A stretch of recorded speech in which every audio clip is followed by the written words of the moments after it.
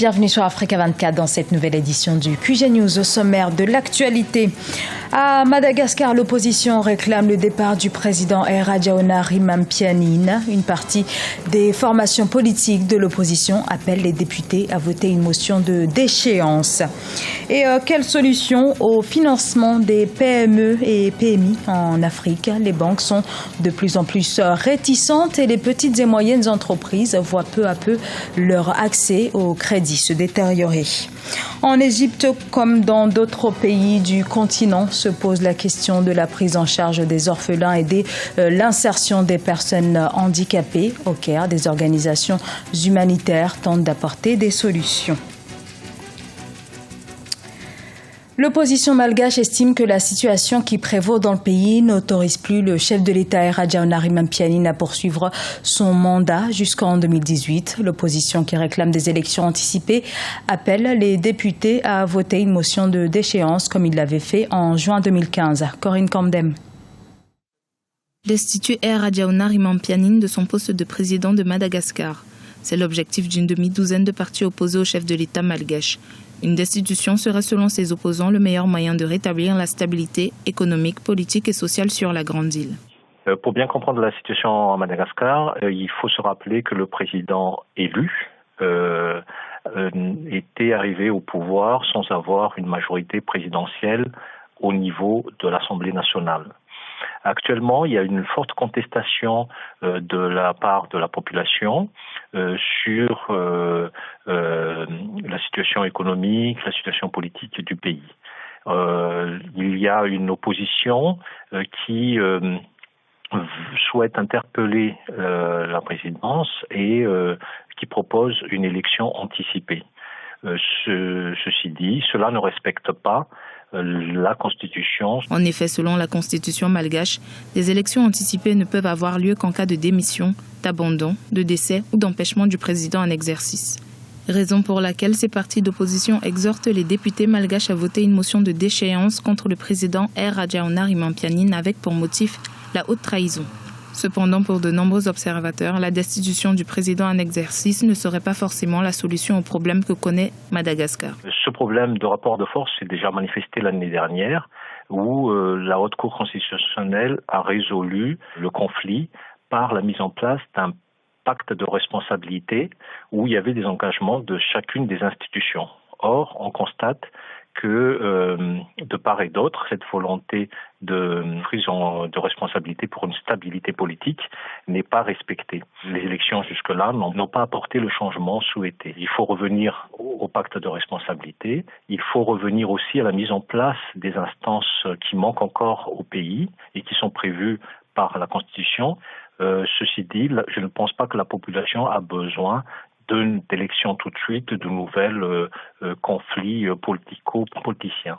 Le mandat du président Radjaona Mampianine prend officiellement fin en 2018. Rappelons qu'en 2015, une motion de déchéance avait déjà été votée par les députés de l'opposition. Une requête rejetée par la Haute Cour constitutionnelle qui l'avait alors considérée non fondée.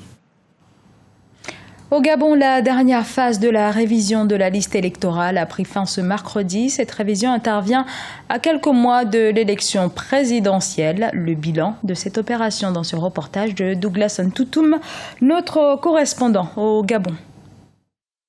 Fixée du 28 mai au 1er juin 2016, la seconde révision de la liste électorale au Gabon et à l'étranger connaît peu d'engouement, notamment dans le 3e et 4e arrondissement de Libreville, la capitale gabonaise. Longue de 5 jours, cette seconde opération ne concerne que 4 catégories de citoyens, à savoir les agents du secteur public et parapublic, les employés des entreprises privées ayant fait l'objet d'une mutation ou d'une mise à la retraite et ceux ayant fait l'objet de radiation de la liste électorale pour diverses raisons. Je suis venu vérifier la liste, voir si mon nom y est et les noms de mes enfants, ma famille, parce que nous nous sommes fait enrôler ici.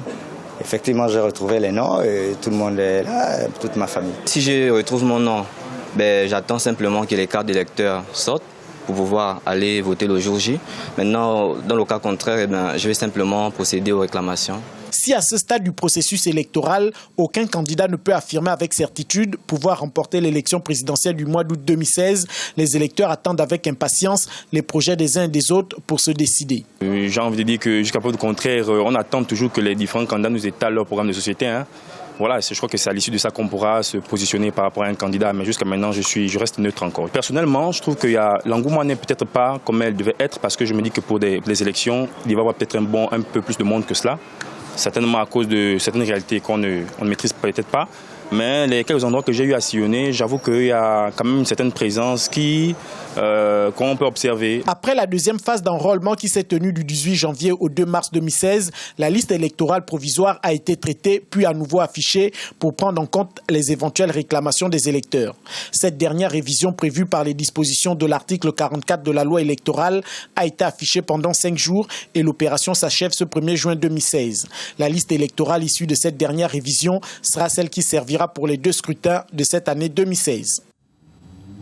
Je vous le disais en titre, les PME et PMI rencontrent très souvent des difficultés à financer leurs activités, et cela malgré leur rôle indéniable dans les économies du continent. En effet, ce segment est redouté par les banquiers car il représenterait un risque. Explication, Siam de Victoria Sedji. En Afrique, les PME et PMI contribuent à plus de 50% du PIB. Pourtant, leur accès au financement reste encore une épineuse question.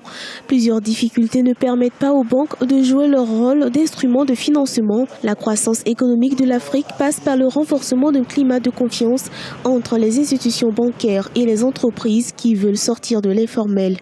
Pour atteindre leur objectif de croissance, les États doivent mener des politiques volontaristes pour renforcer cette confiance et permettre aux PME et PMI de contribuer à la création de richesses. La question des PME est une problématique majeure pour nos États dans la mesure où, dans certains États même, ces PME et PME contribuent à plus de 40, 60, 50% du PIB. Et c'est une question qu'il faut adresser.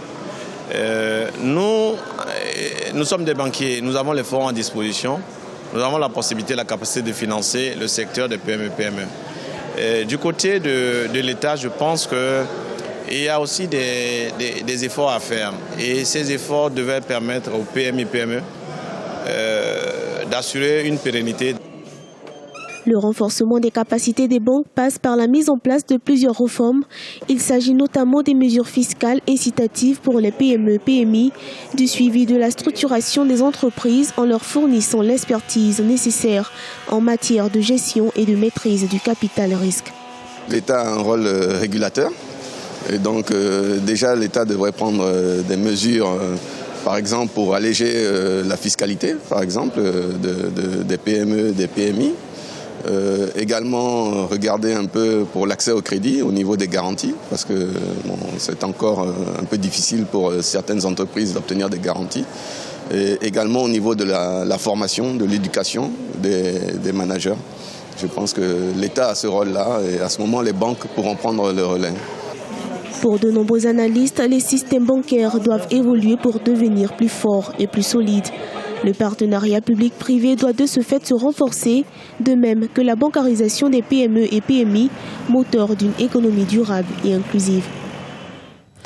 Au deuxième jour de son procès pour crime contre l'humanité, l'ex-première dame de Côte d'Ivoire, Simone Gbagbo, a dénoncé mercredi un procès politique et a affirmé avoir été victime d'une tentative de viol lors de son arrestation en 2011. Simone Gbagbo a par ailleurs cherché à démonter point par point les chefs d'accusation. Il a notamment dénoncé le positionnement de la France qui aurait tenu un rôle de belligérant en soutenant les forces rebelles proches de l'actuel président Alassane Ouattara.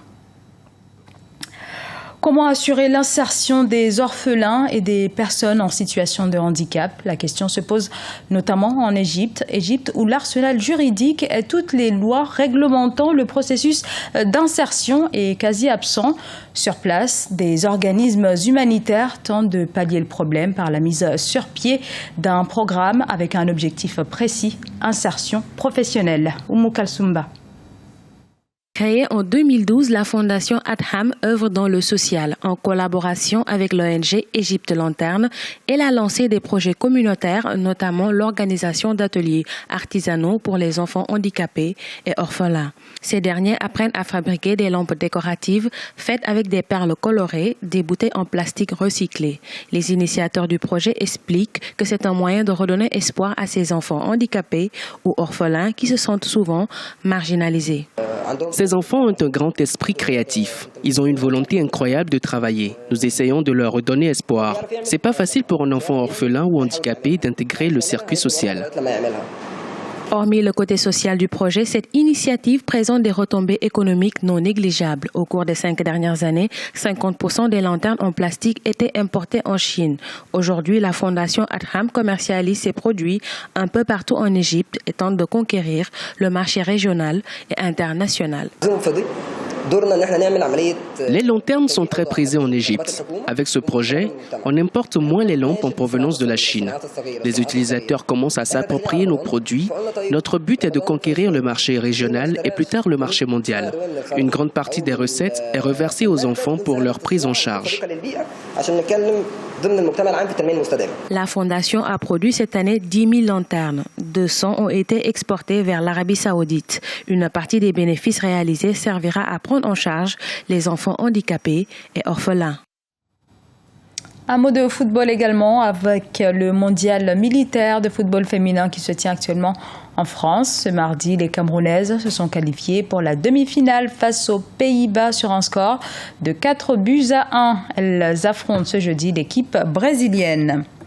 C'était le journal de la rédaction. Merci de l'avoir suivi. Dans un instant, une nouvelle édition de l'information sur Africa 24.